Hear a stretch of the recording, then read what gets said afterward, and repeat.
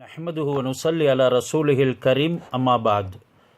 வுலுவுடைய உறுப்புகள் அல்லது தயம்முமுடைய உறுப்புகளான முகம், கையிலே காயம் ஏற்பட்டு அவர் வுலு செய்யாமல், அதாவது ஆரம்பத்திலேயே வுலு செய்யாமல் பேண்டேஜ், பிளாஸ்டர் போன்றவைகள் போடப்பட்டிருந்தால் அதனை கலட்டுவதின் மூலமாக தீங்கு ஏற்பட மாட்டாது என்ற பட்சத்தில் வுலு செய்வதற்காக அவைகளை கலட்டுவது வாஜிப், கட்டாயம். ஃபைன் ஹாஃப், இப்பொழுது அவர் கலட்டுவதின் மூலமாக ஏதேனும் தீங்கு ஏற்படுகிறது என்று சொல்லி பயந்தாரேயானால், கலட்டுவதின் மூலமாக தீங்கு ஏற்படும் என்று பயந்து அவர் முன்னால் சொன்னதை போலவே சில விஷயங்களை செய்கிறார்.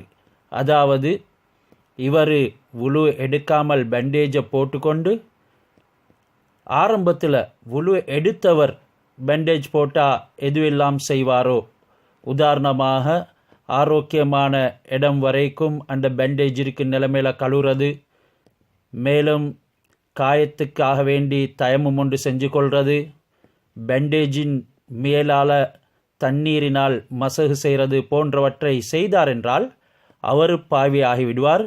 எனவே அவர் என்னென்ன தொழுகைகளை இந்த நிலைமையில் தொழுதாரோ தயமும்களை செய்து அவைகள் அனைத்தையும் மீண்டும் மீட்ட வேண்டும். மீட்டி தொழுவது கட்டாயம் என்கிறத மறந்துவிடக்கூடாது. ஆனால் ஒருத்தர் வுலு எடுத்துக்கொண்டு தான் அந்த பிளாஸ்டர்களை போட்டார்.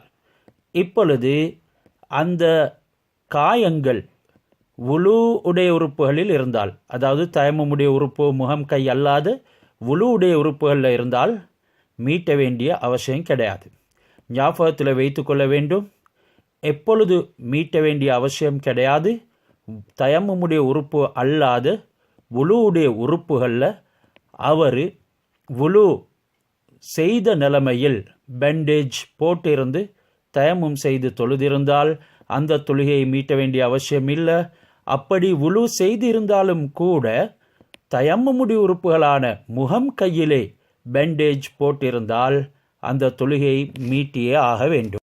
நோயின் காரணமாக தயமும் செய்தவர் அல்லது எந்தவிதமான பேண்டேஜும் காயத்துக்கு போட்டு இல்லாத நிலைமையில் தயமும் செய்து தொழுதவர்கள், இந்த இரண்டு சாராரும் தொழுகையை மீட்ட வேண்டிய அவசியம் கிடையாது.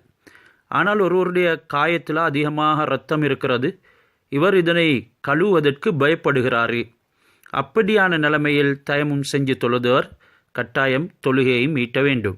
எனவே இந்த தயமுடைய விடயத்தில் மிகவும் பேணுதலை நாம் கையாள வேண்டும். அதனுடைய சட்டங்களை சீரான முறையில் புரிந்து செயல்படுறதுக்கு அல்லாஹ் நம் அனைவருக்கும் தௌஃபீக் செய்வானாக.